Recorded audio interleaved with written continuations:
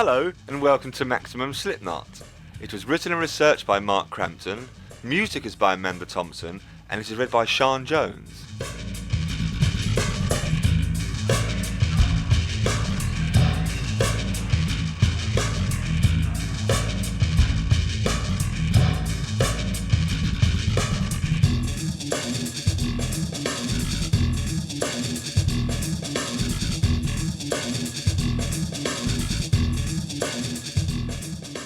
People in Des Moines have nothing, skating rinks and graveyards. You basically have to develop a sense of self early on, and that encourages individuality, that encourages imagination, and it also encourages a severe sense of psychosis that turns into some crazy motherfuckers.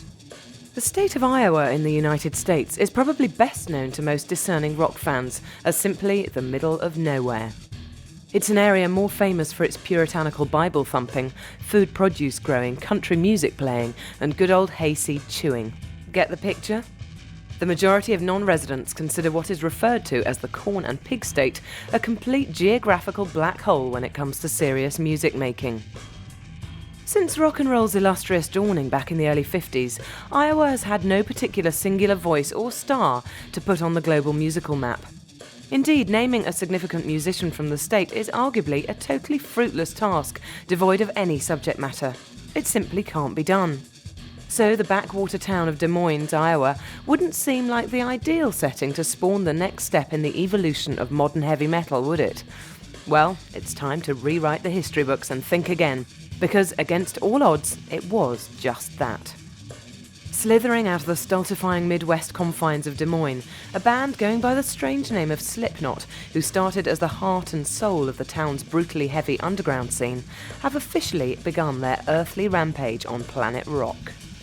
From out of this nowhere zone, a rampant beast has come crashing down upon the music world, totally out to shake, rattle and roll.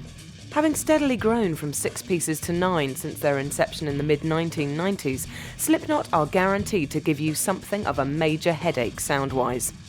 What they present best is a radical, no-holds-barred picture of the harshness and ugliness of commercialism today. Dressed in matching jumpsuits, each individually numbered, the members of Slipknot are purveyors of an over-the-top metallic mayhem madness that has never been tapped in the metal community before. Have you ever thought about what a messed-up hardcore metal band from the middle of nowhere would sound like? Ultra-violence and extreme noise terror only begins to describe it. Okay, so we're trying to set the scene. To many modern rock fans, having 9 members in a band may sound completely pathetic and a touch over the top. However, there's more to Slipknot than meets the eye, or the ear for that matter. This particular bunch of stark raving lunatics don't have any celebrity names, but numbers. 9 numbered freaks from Des Moines who have leapt upon the unsuspecting world like a musical version of Clockwork Orange. Draped in industrial coveralls and surreal self-made horror masks, Slipknot have a totally unique musical attack that violently regurgitates LA neo-metal, bludgeoning the forms of thrash metal, hardcore, hip-hop and down-tuned screeching guitars until they became unrecognisable, totally in your face. Stuck in the creative wastes of nowhere with nothing but industrial underground and hardcore rap to listen to, Slipknot have managed to come up with a precise yet brutally original primal style of metal music. And as huge as they sound on stage and on record, they look even sicker draped in those demented masks, ranging from those of circus clowns to toxic waste specialists. Imagine if Charles Manson had grown up on the New Jack metal scene populated by Korn, the Deftones, System of a Down, etc., and had an appreciation for speed metal heavyweight Slayer. Instead of committing hideous crimes, he probably would have been a founding member of Slipknot. So belt up tight and prepare to hop on the shuttle that takes lunacy to a bizarre new level. Welcome to the world's most insane band.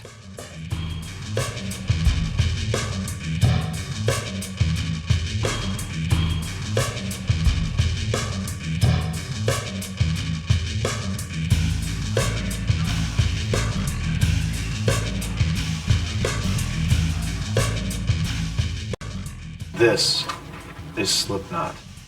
Originally formed by percussionist Sean Cran and bassist Paul Gray in the mid-1990s, The band went through the essential lineup changes, shuffling members back and forth to arrive at what today they now describe as a total family unit. Getting into their sordid history story, Slipknot is completely corn-fed.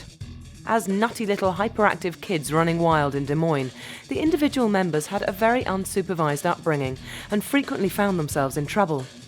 As the town's scallywags, the boredom they experienced soon resulted in periods of depression. However, their rather unassuming, unhappening locale gave the members plenty of space and time to perfect their unusual take on musical heaviosity. During the latter half of 1995, when the band started off as a six-piece combo playing locally in the Des Moines area, their collective hate was completely off the Richter scale. The band members had all been in burgeoning acts that had all opened up for each other at various times, and the local scene had just become terrible. After being degraded constantly for trying to play music, it felt as if the musicians were an anonymous entity. No one would give them the time of day, let alone take their music seriously. Something just had to be done to set the record straight. So they decided to take a shot in the dark and started the whole Slipknot shebang out of pure necessity. Slipknot thus became the perfect vehicle for years of pent-up rage, and rather than go on a killing spree, they chose to use the stage as their lethal weapon. When the Slipknotters took to the stage, all the frustration of being downgraded and not appreciated came out in one violently aggressive creative burst. But don't think for a minute that here was a bunch of undedicated, down-and-out and unemployed reprobates. Slipknot, being made up of all native Iowans, was the culmination of the region's fattest musical talents. A band with a simple philosophy: to do something radically different and to stay true to themselves. Refusing to compromise, they wanted to search their inner souls to the absolute core. Eventually, a regular Thursday night residency at a local reggae bar in a very seedy part of town provided a welcome break for the band. Soon, hordes of Slipknot flyers started to appear in just about every public place in Des Moines. After circulating up to around 5,000 of them, the bar owner got a disgruntled call from the city authorities saying they were going to fine him for every single flyer posted. Slipknot had to apologise to the club promoter for the inconvenience caused, but was secretly told by him to keep flying the town since they were playing to almost full houses. Determined to set the proverbial cat amongst the pigeons and cause a major stir locally, their stage show became sicker and sicker. As time went on, so the band just kept pushing the boundaries of what people thought was the norm. Being a band anywhere in the United States is very hard, and to stand out head and shoulders above the competition, it was pretty obvious that they had to do something off the cuff to get the recognition they truly deserved. Asserting that they were not about names or faces, during their live shows the individual members adopted numerals as performing aliases and donned their own bizarre personalised homemade masks to reflect and animate certain self-admitted extremes of their respective personalities. The coveralls and masks just happened, and for some strange reason, it worked. Skin thumper Sean Cran had his mask for years. One day he put it on during rehearsal as a joke, and before long all the band members started bringing in their own individual headsets. Little did they know it at the time, but Slipknot had single-handedly started off a new music scene.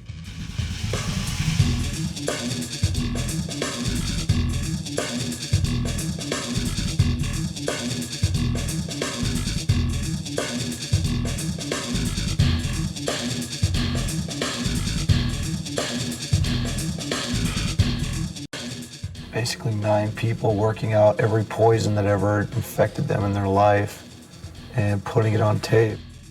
With live shows increasingly pulling in greater attendances, Slipknot made the risky decision to put some of their music down on tape.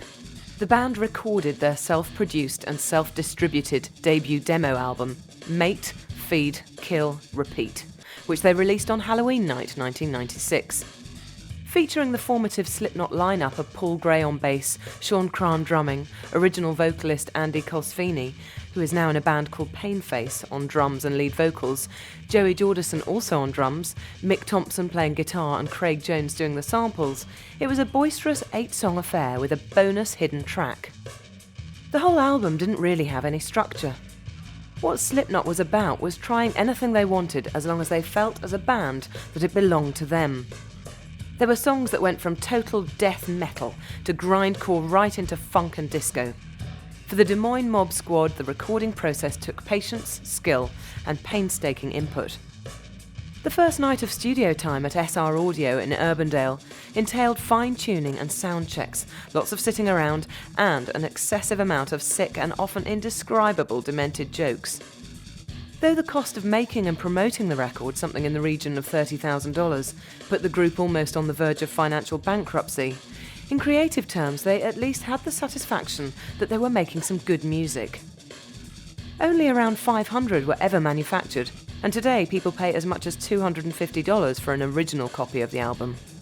With the record out doing the rounds and news of the band spreading like wildfire across the Midwest, Slipknot attracted the attention of local rock radio station KKDM.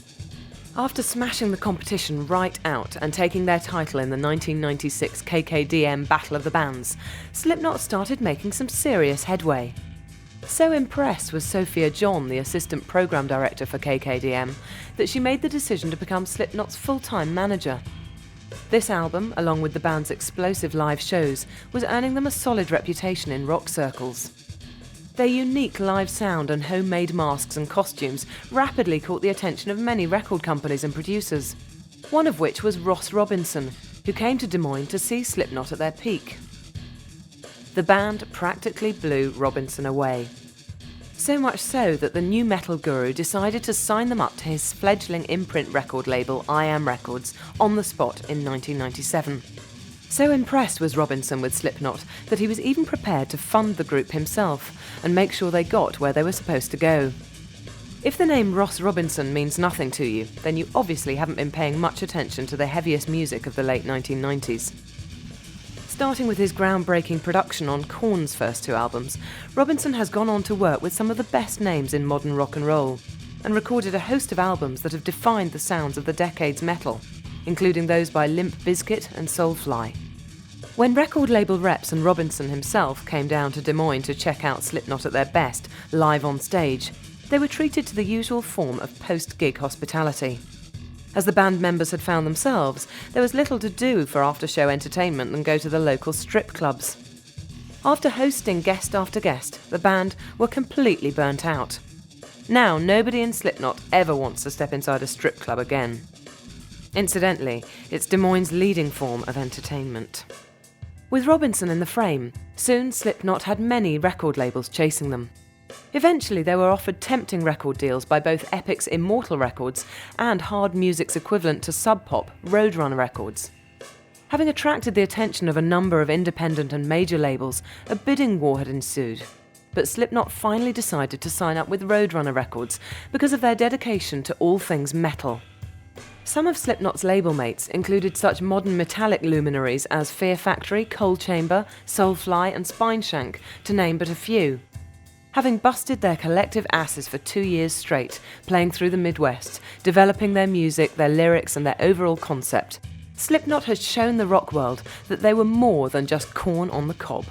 The ball hasn't stopped rolling for them since.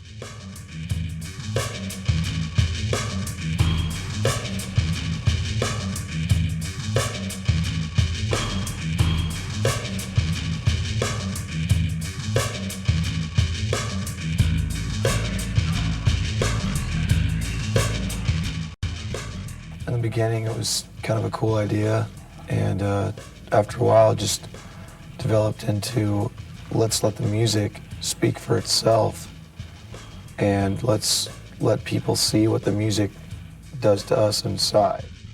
In the spring of 1998, with a new lead singer, Corey Faith Taylor, in the band's ranks, Slipknot and Ross Robinson entered the producer's famous Indigo Ranch studios in Los Angeles to record their major debut opus, Slipknot. Judging by the sound of the album as a whole, a very close friendship was formed between Robinson and the band during their time ensconced in the recording studio. Adding further fuel to the creative fire that is Slipknot, Robinson was just as highly motivated to work on the record as the band were to work with him. He had the same underlying aggressiveness as the band, and when push came to shove, definitely wasn't afraid to throw his punches. Such was the physical, not to mention mental nature of the proceedings in the studio, that Robinson got up every day to work out in a gym, just so he could be in the right shape to do the record.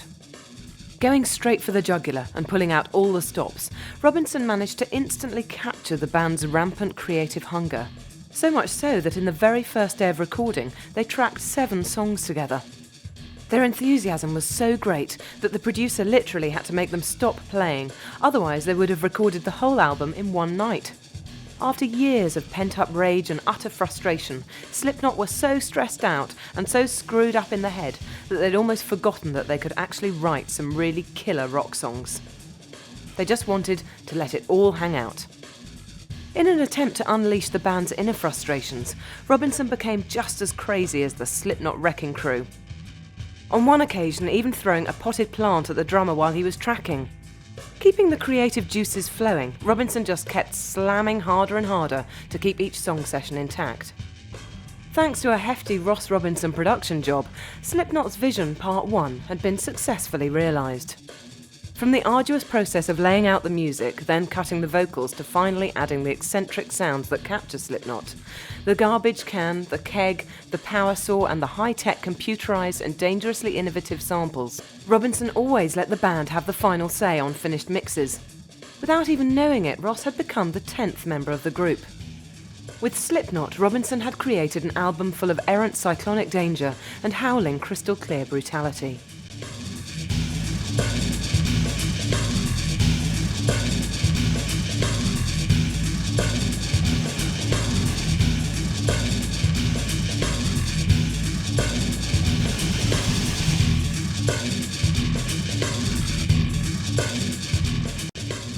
We get together, and without, one of the members, it doesn't work. Slipknot's highly anticipated self-titled official label debut was released on the 29th of June 1999. With barely a mention in the mainstream music press or much airplay on commercial radio, the cult of Slipknot had spread like a raging disease across the States, with the album becoming the fastest-selling debut in Roadrunner Records history. The band actually managed to shift more than 100,000 copies of the record in the first 10 weeks of its release. Slipknot the album was providing the perfect antidote for legions of grudge-bearing youths who were turning to the group for solace, despite not even knowing what the members of Slipknot looked like under their masks and anonymous work suits.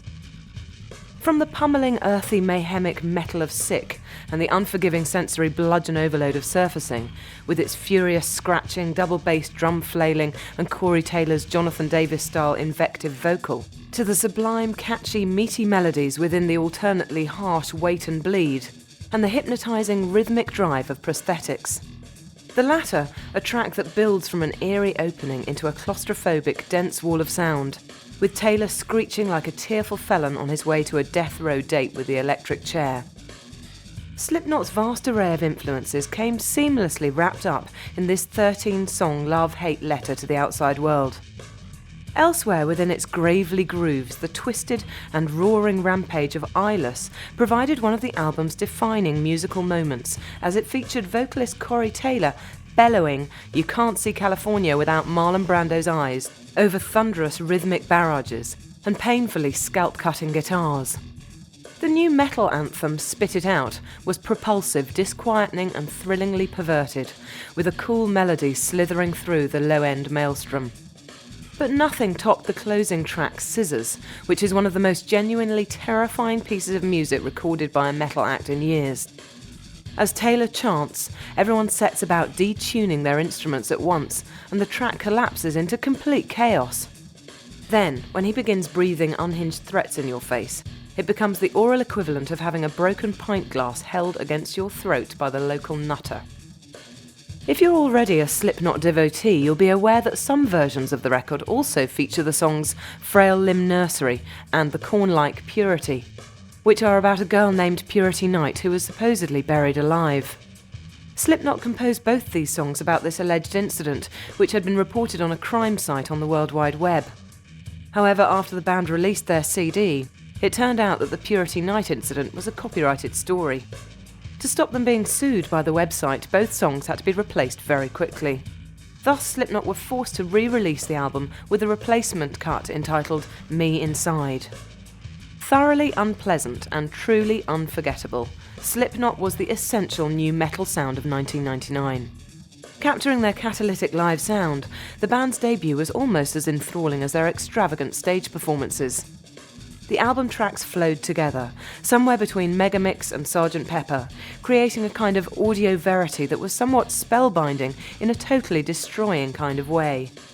Not only did each track carry its own individual feel, but the choice of background sound effects was also unbelievable. You could almost hear Slipknot's hatred and frustration at their small-town upbringing in every single song. Venomous, apoplectic, and vein-poppingly furious, the pure intense hate and nihilistic atmospheric lyrical vibe was a direct result of the sterile environment that had failed to nurture or inspire any creativity.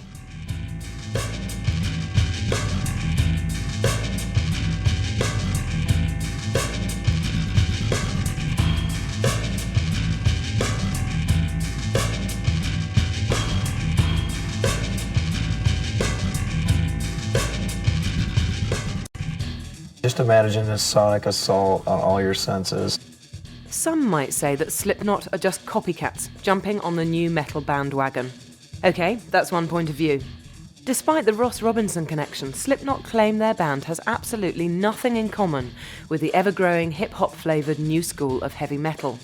While Slipknot owe much of their thudding guitar attack to Ross Robinson heavyweight prodigies the mighty Korn, they never sound too close to them for comfort. But like many Korn songs, classic Slipknot tunes deal with some very disturbing subject matter. Digging deeper, singer Corey Taylor has a particular knack for expressing his disgust, anger and paranoia in brilliantly executed turns of voice and phrasing. His totally unique vocal approach, alternating between melodic choruses, whispered moaned pre-choruses and flat-out distorted hollering, may in hindsight be pure Korn a la Jonathan Davis. Still, one vocalist coming up with 3 separate, if seemingly borrowed, moves is pretty respectable, especially when stacked up against the contributions of 8 instrumentalists in Slipknot. But hey, it's only rock and roll. Boasting a steady lineup consisting of not 1 but 3 prominent percussionists, 2 gritty guitarists, a ballsy bass player, a demented DJ, sampler and psychopathic singer, the Slipknot wall of percussive throb and crunching guitars is enough to diffuse and destroy most electrical equipment within range. Furthermore, the whirlwind of sounds Slipknot get together is truly terrifying.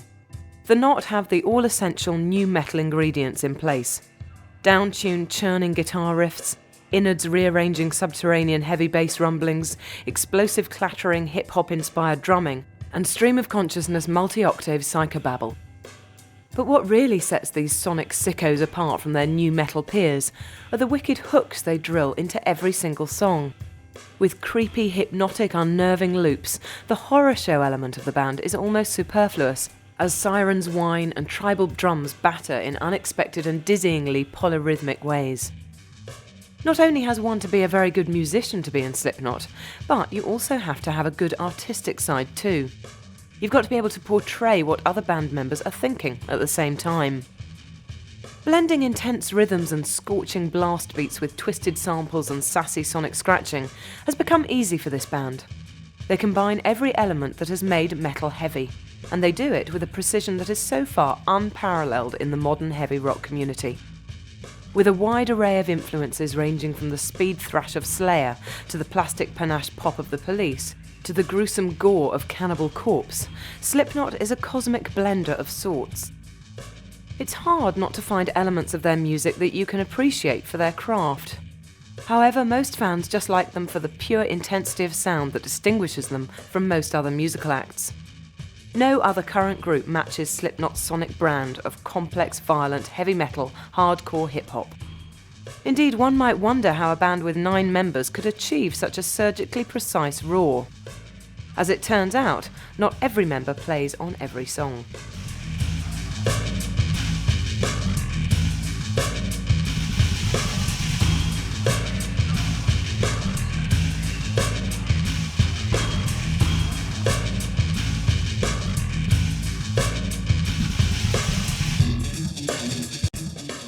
My name's Sid. I'm the DJ guy, and I'm the filth epitome number 0. Joey, number 1, and I play drums.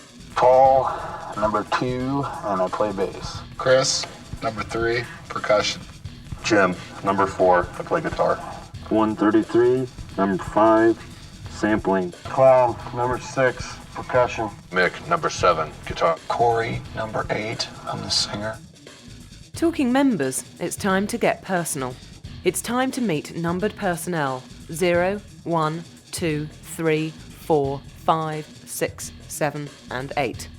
In heavy, humongous human terms, that's DJ Sid Wilson, drummer Joey Jordison, bassist Paul Gray, percussionist Chris Fenn, guitarist James Root, sampler programmer Craig Jones, percussionist Sean Cran, guitarist Mick Thompson, and vocalist Corey Taylor, respectively. Each particular member comes equipped with not only a frighteningly visual persona and individual number assignment, but a talent on his own instrument that combines and collides to form the nine-headed saviour, or total destructor, of modern heavy metal music known as Slipknot. Naughty by nature and definitely naughty by name is manic stage diving DJ Sid Wilson, commonly known to his fellow bandmates as the Monkey Boy. Sid, by the way, is the youngest member of the Slipknot wrecking crew. On stage, he sports a striking black gas mask, which has been known on occasions to give him organic brain syndrome, as it prevents oxygen from entering his brain, thus causing him to have hallucinations and nausea. Slipknot man number 1, on the other hand, is a pretty down-to-earth sort of geezer. Well, down-to-earth in Slipknot terms, that is. He can be recognised wearing an expressionless Oriental-style kabuki mask. He's the band's diminutive skinsman, Joey Jordison, a man who likes to work the double-kick drum like there's no tomorrow, or today. Then, coming in strong at number 2, we have bassist Paul Gray, who is said to be the quiet member of the group, despite the fact that he sports an open-mouth pig mask with its septum pierced. Nicknamed Mr. Picklenose, group percussionist Chris Fenn is the soft-spoken joker of the group. As Slipknot at number 3, he brandishes a bondage fetish-type Pinocchio mask attached to a leather hood with kinky zip-up lips and an extremely long nose to boot. It's about 7 to 8 inches long. On-the-cuff guitarman James Root, otherwise known as the Peach, is 4th numerically in the Slipknot lineup. He has the dubious honour of having 2 different onstage masks. The first, a black leather bondage hood with a red feather streaming from the top. The other, a new improved affair that is a white-faced court jester's or demon mask made from latex rubber. Slipknot member number 5 is our sampling mixmaster Craig Jones, otherwise known as 133 MHz. He started off his duties in the Slipknot gathering as a guitarist, but soon became the main dude in charge of making Slipknot's songs sound as freaky and eerie as possible. In his spare time, he helps to webmaster one of Slipknot's official websites with a little help from his wife. On stage, he sports an old cheap black plastic gas station helmet with a crown of 6-inch nails poking out the top. Getting on, in at number 6, we have percussionist and founder member Sean Cran, aka the Clown or Kong. The outspoken member of the band, he's also the oldest and is married with 3 kids. During shows, Sean likes to start a good amount of fights on stage, usually with DJ Sid, and ends up thrashing most of the band's equipment, especially the drum kits. However, his experience in all things metallic, especially welding, has been put to good use. Both of Slipknot's drummers now use sets made out of aircraft titanium, the strongest metal known to man. Scary to many, Sean's mug is simply a plain old customised clown mask made from rubber. Simple but extremely effective. Slipknot Madman number 7 is guitarist Mick Thompson. He's the big guy in the band with his huge body frame and mean-looking metal ice hockey mask. Nicknamed Log, he has an obsession with serial killers, but at the same time loves cats. Literally no one messes with him on stage, not even Sean. And last, but by absolutely no means least, we meet the 8th Knotter, lead singer Corey Taylor, an ex-porno shop assistant who is the mighty mouth behind the disturbing lyrics that churn out on every Slipknot song. Known to his eccentric bandmates as The Sickness, he sports a wrinkled pale green leather face mask, sprouting an array of brown blonde dreadlocks, some of which are made actually out of his own hair.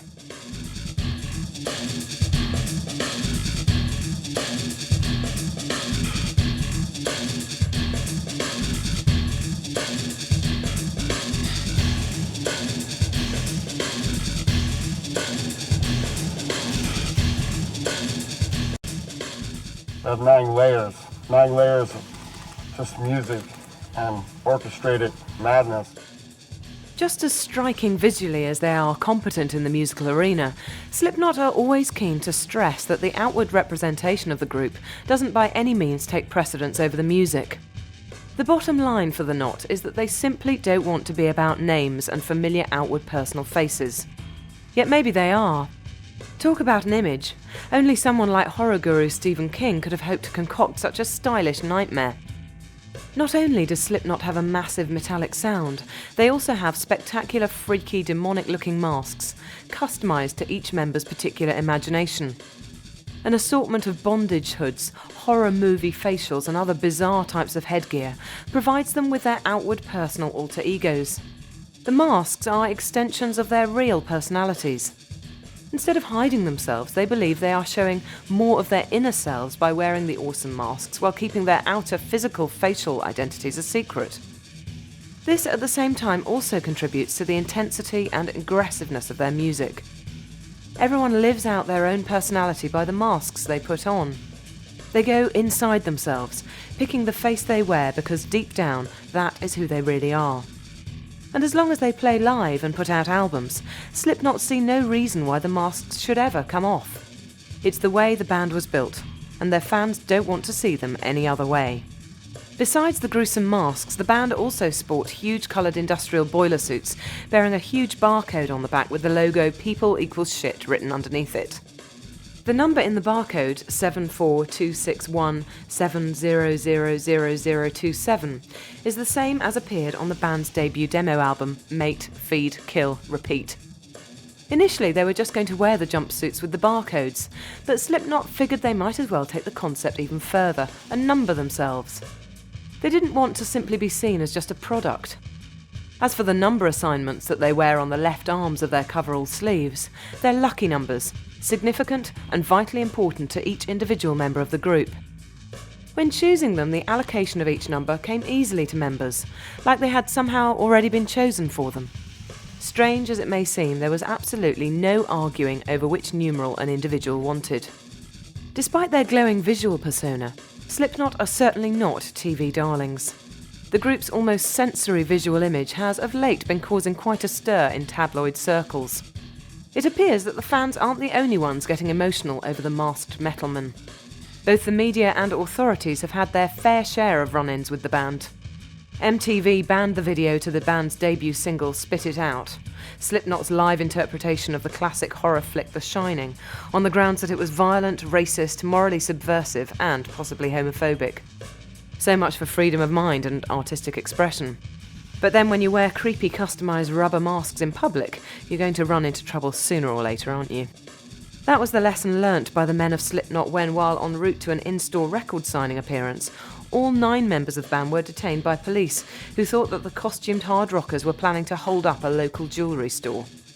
Before heading into Rolling Stone Records in Norwich, Illinois, the band was slipping on their trademark jumpsuits and masks in the parking lot when police caught sight of the group. Let's just say their innovative stage costumes were met with a less than amused response from local constabulary. 10 police cars arrived with guns ready to shoot, forcing the band to the pavement as they suspected that the just-masked Slipknot were getting ready to rob the jewellers. The confusion was eventually cleared up, and the officers looked on as the band spent the better part of 3 hours greeting some 600 fans at the nearby record store.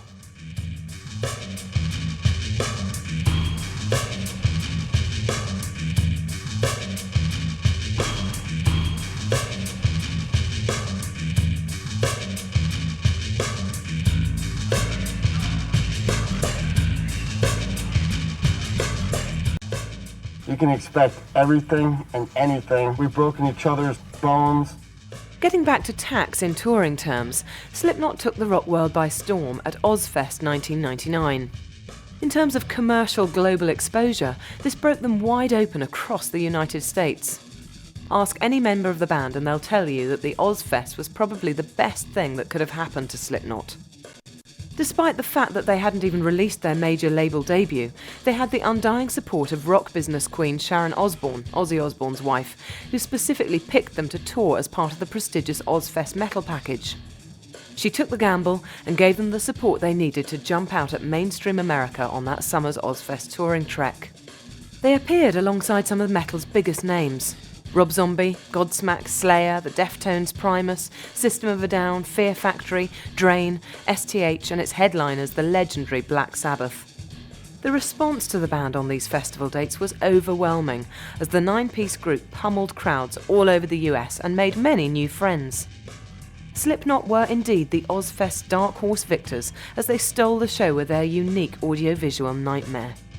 With the Ozfest tour behind them, the men of Slipknot were soon setting their sights on other musical endeavours. After wrapping up the tour, Slipknot singer Corey Taylor made a beeline for a Malibu recording studio, where he joined Sticky Fingers of Onyx to record a track called End of the World. The pair joined Slipknot producer Ross Robinson in his Indigo Ranch recording studio to lay down the track, which was scheduled to turn up on the upcoming solo effort from Sticky Fingers. Since the summer of 1999, it seems that Slipknot haven't been off the road in years. After wrapping up their summertime Ozfest dates, the Kamikaze 9 got straight back into touring smaller-sized venues, with fellow Roadrunner acts Cold Chamber and Machine Head in what was billed as the Livin' La Vida Loco tour. But then, as they say, seeing is believing. An uneasy cocktail of rage, chaos and spontaneity, Slipknot ultimately play for themselves. The fact that they don't try to cater to a particular live or audio audience just draws more people in to see them. Slipknot performs aggressively on stage to each and every congregation they preach to. Their gripping live show is a free-for-all of chaos and cataclysmic craziness. Such is the adrenaline rush they create that they have no need for big fancy explosions, laser lights or big backdrops. They feed off the crowd. The crazier the crowd gets, the more crazed Slipknot become. Brutal moshing may be the order of the day, but the band don't mind a bit. They prefer people to let out their angst at one of their concerts rather than out on the streets. They condone it, they love it, and they sure as hell join in as well. However, the bitterness and anger aren't only limited to their stage performances. The 7 members continue to ridicule and bitch and wait until the next show to vent their spleen at all the bullshit that surrounds them from day to day. Indeed, the annoyance of a non-originality tag from other bands and cynical press hacks leaves them with a nasty taste in their mouths. While most of their live audience is over 21 years of age, Slipknot believes that it is important for them to reach rock fans of all ages, since many under 21s have been known to sneak in to see the band's almost legendary live shows. Since their inception in the mid-1990s, Slipknot have developed a one-on-one relationship with their fans. They speak to kids in a language that most metal bands don't use, and that's why Slipknot have so many dedicated fanatical followers. Let's face it, teenagers love a band that presents equal part theatre and volume, especially if it's something completely and utterly unique. The kids who see themselves as rebels and outsiders identify with Slipknot for what they wear and what they say and sing about. Besides standing outside every show for hours, meeting and greeting their fans to make sure they are all thanked and to let them know they're all appreciated, the band also walk around in the audience after shows and talk to people. The fact that unmasked they can mix with the crowd incognito and gauge the audience reaction by pretending to be just fans themselves is an added bonus. With their hidden hands-on approach, it seems that Slipknot would be the ideal candidates to follow in the footsteps of merchandise glam rock kings Kiss, but not so. Slipknot are not a commercial product, remember?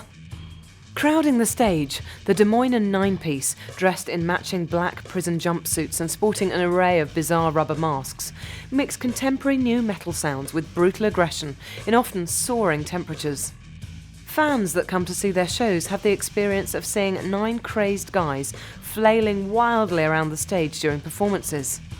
Totally in your face and completely over the top, brutality is their first and last names. During the band's bombastic shows, each member always has a pivotal role. If some don't have musical parts, they simply run around causing as much mayhem as possible, moshing and roughhousing with everyone else in the band. DJ Sid Wilson and drummer Sean Cran tend to get into fights which sometimes spill over to the other musicians. Sometimes they even spill out into the crowd. However, on one notable occasion, it was a head wound and not heat stroke that sent one member of Slipknot to the hospital following the band's performance at Ozfest 1999. Aforementioned percussionist Sean Cran struck his head on his drum kit during a rather animated performance at the PNC Bank Center in Holmdel, New Jersey. The blow came during the second song of the band's set and left Cran with a nasty gash over his left eye. Clad in his trademark clown mask and jumpsuit, the drummer actually managed to finish the set, which came on a day when temperatures soared into the high 90s in Holmdel.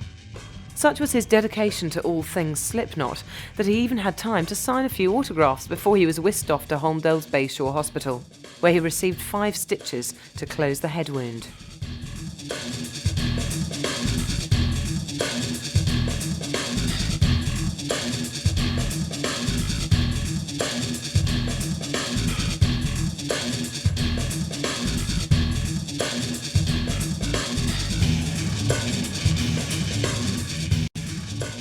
Mind-rendering fucking tattered and torn experience.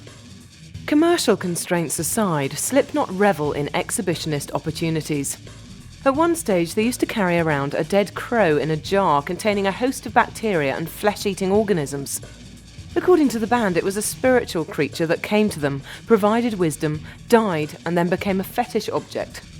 When a couple of fans broke the jar open and desecrated its sanctity by playing ball with it, the band decided to duly dispose of it.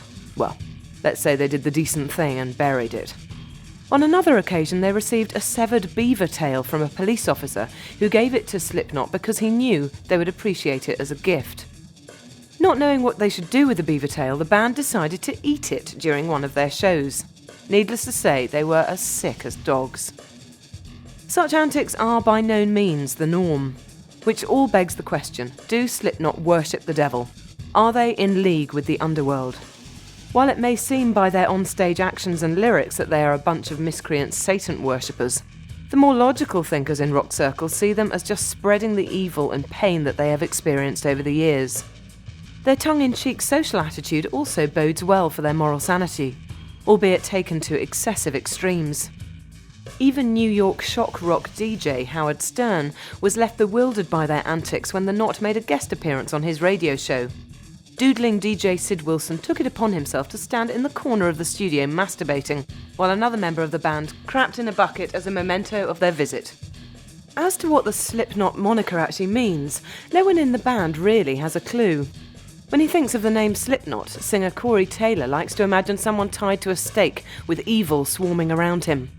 The Slipknot is what's holding him to that situation. He compares it to the band's music. It holds you down and you can't escape. Thus, the addictive nature of the music sort of explains how they came up with the name. For those who'd prefer to dig deeper, there's a song entitled Slipknot that appeared on the band's 1996 debut demo album, Mate, Feed, Kill, Repeat.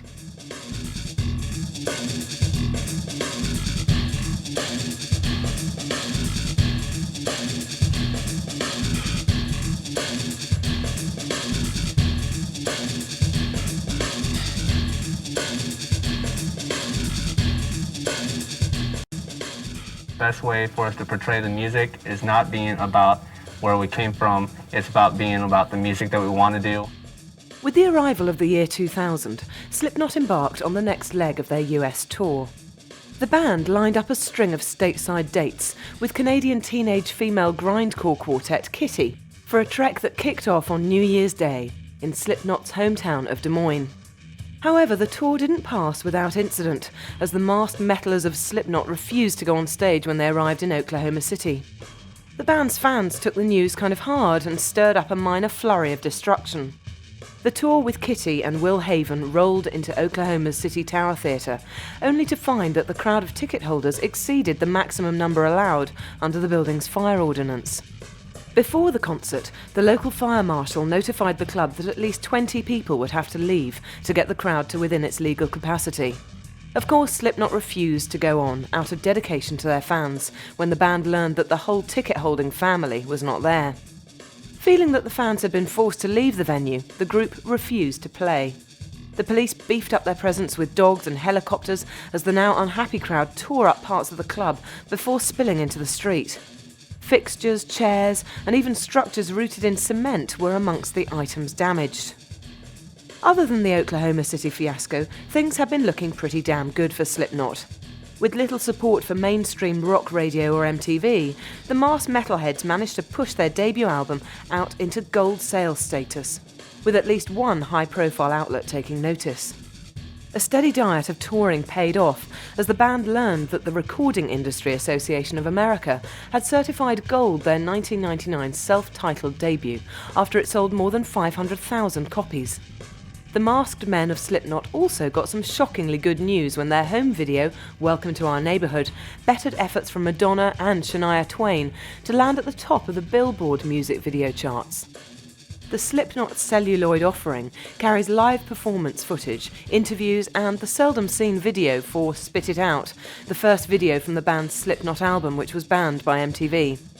In celebration, the band staged a mainstream coming-out party of sorts, with their network television debut on NBC's Late Night with Conan O'Brien.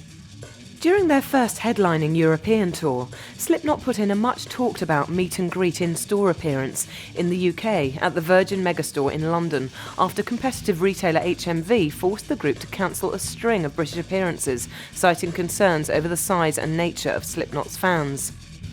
Having wrapped the tour up, the band looks poised to keep the momentum going, delivering their second video to MTV. After going the concept route with the Shining-esque effort for Spit It Out, the band offered the station a more straight-up performance clip with Wait and Bleed, which captures the band during a homecoming gig in Iowa in the summer of 1999.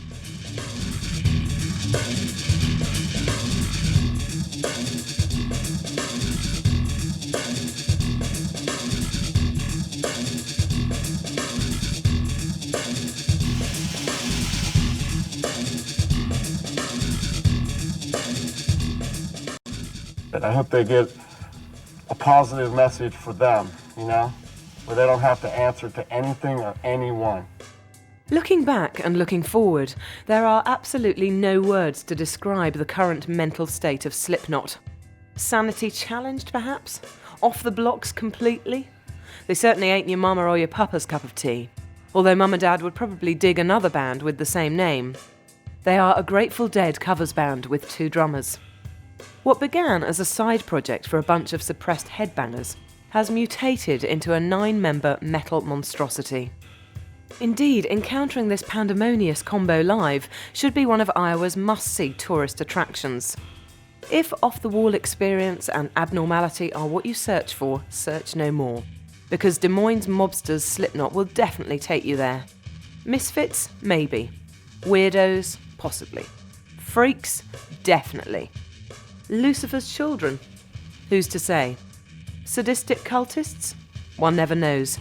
Call them what you will, Slipknot don't really give a damn. They know who they are, they do what they want, they do it for themselves, and they get off on it. They respect others for who they are and what they do.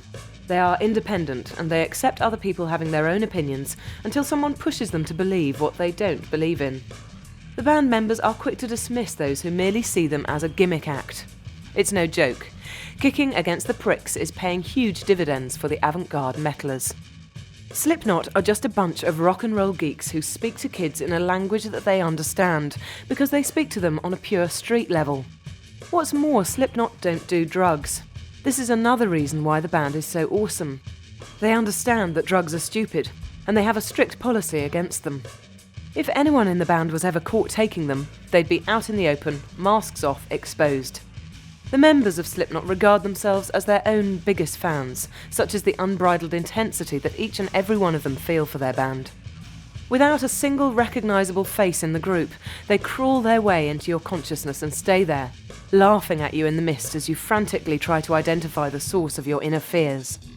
Slipknot is the hornet hiding inside your open Coke can. Slipknot is the throb in your pulsating hangover headache, as well as the empty paracetamol bottle you grasp for relief. Slipknot is your disease for which there is absolutely no cure. 9 black-hearted psychopaths with 1,000-yard serial killer stares. Slipknot are here truly to dirty up your little minds. These 9 intense, focused individuals have the worst attitude in the world. With psychotic-induced energy, they hate everyone and everything, and they will stop at nothing to deliver a humongous fuck you to all non-believers. Put simply, they have a fire in their bellies that refuses to go out. So stand aside, Marilyn Manson, and tell all other rock wannabes the news. Masked madmen Slipknot are using leather bondage hoods, spiked divers' helmets, and drum kits made out of outer space debris. Now, with the tools and the talent, not to mention a host of very complex yet infectiously catchy songs that this band holds in its grasp, the world has no choice. Slipknot have arrived and laid down the gauntlet to others. You must decide how to deal with them. Brutally brutal in all respects, Slipknot are the band who the rock world has been waiting on for far too long. With mounting success imminent, world domination is surely in order. Slipknot is for real, kids. Seriously.